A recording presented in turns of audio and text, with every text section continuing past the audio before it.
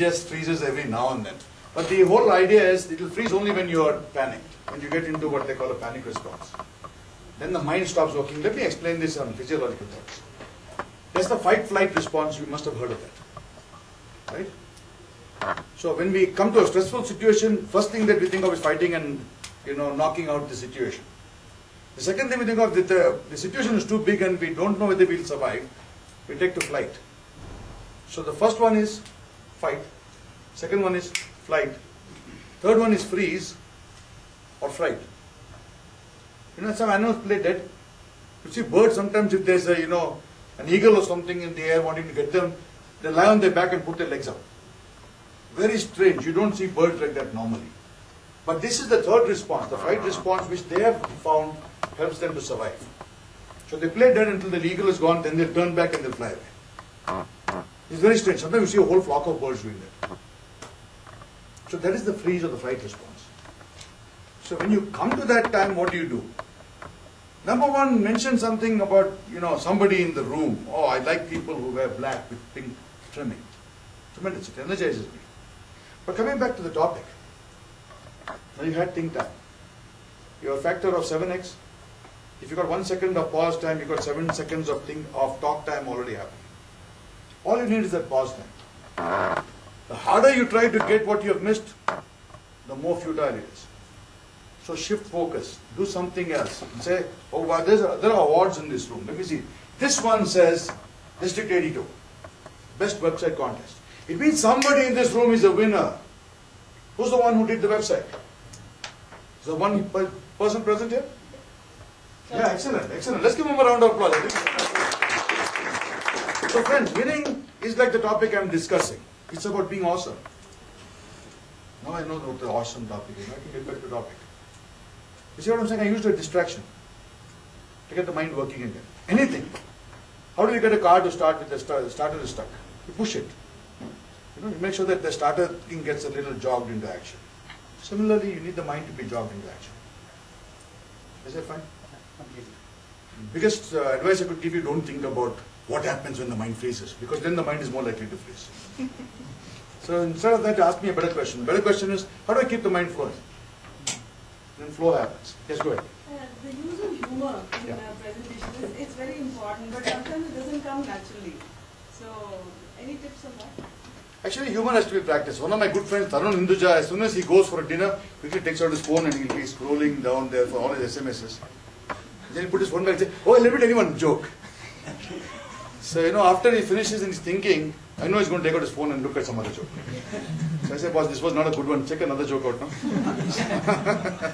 So, you have to be able to use humor. Now, practice makes perfect. Just like in marriage, practice makes perfect.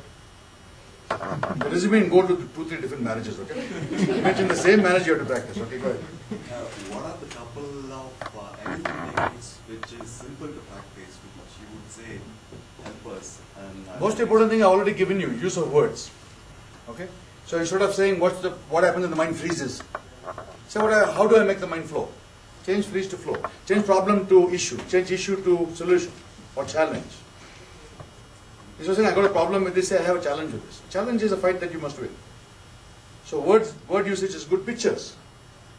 Look at a better pictures. Use the switch technique. Use any of them which you feel is comfortable for you, which works for you. Or getting to feel. If you feel that you move easier and you think easier, then start getting the movement. So connect. All these are triggers or anchors, what you call in NLP. You can use them effectively. But what happens to the speaker who listens, the recipient who listens to you, it's also a strain on them, isn't it? Yes. Or do you think because of that strain they're more attentive to you?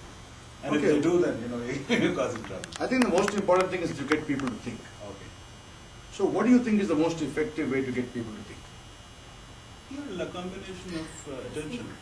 Number one is ask a question. Yeah. So I got you to think. So now you're thinking. All of them are thinking, oh God, no, what's the best way to think? As soon as you're thinking about my answer, you're hooked to my question.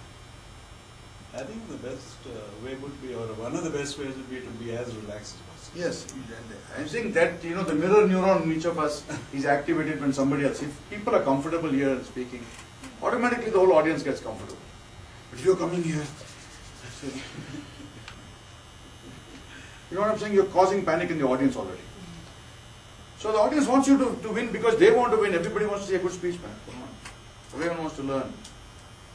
So why not make that happen? Any tips on opening? The starting is the most important. The first. Number one is what you already have, smile. Very few speakers I see come up here and smile. Did you see what she just did on the topic? 50% of the winning is happening there already. That's why she was the past Toastmaster. Yeah, No, it's present Toastmasters. Past Toastmaster, past president. Okay. So you got so confused looking at you. Smile especially. Also winner of the division contest, impromptu speaking. Wow, excellent. But all married women would win that contest. No, she is single. Then you should have got married by now. Maybe you're still practicing, I don't know. We'll discuss that offline. Some things you can't discuss in a meeting. Okay, so far so good. So, yeah. How Sure, do you please. talk about a topic that you don't know about? Finances and things that you're not comfortable with, sports maybe? Connected to something that you know. See, all of memory works on a very simple principle. It takes the unknown and it links it to the known. All you have to do is make that change. For instance, in a topic, I was in a hot seat session in Jain College, and somebody said, Hayabusa. Okay, it sounds like a Japanese name to me, okay? So I didn't know what the hell Hayabusa was. I said, it sounds like a Japanese name to me. Let me tell you about the Japanese philosophy. Boss, the number one thing I like about the Japanese is their continuous improvement. The second thing I like about the Japanese is they are always striving for perfection. So now, assuming this is a Japanese product and Japanese look at perfection, the Hayabusa would be something or some company or some issue that is looking towards perfection. In my mind, any name that sounds like Japanese must be Japanese. And I went on like this, Of course, I got another topic soon, so that saved me. But when I went home, I told my son, I said, for the stupid topic, I got some Hayabusa. What is that Hayabusa? He said, you don't know what Hayabusa is? Ah, come on, you're supposed to be knowing everything and all that. I said, what's Hayabusa? I don't know what the hell it is, man. He said, fastest bike in the world. I said, really? Then how come I don't know about it? There's some things that you're not going to know.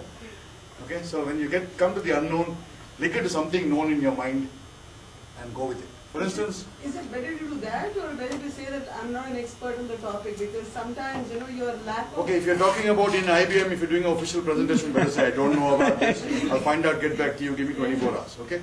But if you're doing an official presentation, it's fine. If you're doing a table topic session, we're not really looking at perfect answers in terms of content and logical flow. We're looking more at the mind using the topic to connect with ideas and then present it properly. So in a topic session, you don't really need to worry too much about content. It's just to see that your mind is working under pressure. That's the idea of table topic session. And that's also by practice, right? Yes. Everything gets better with practice. Absolutely. Of course, some things get worse with age. True.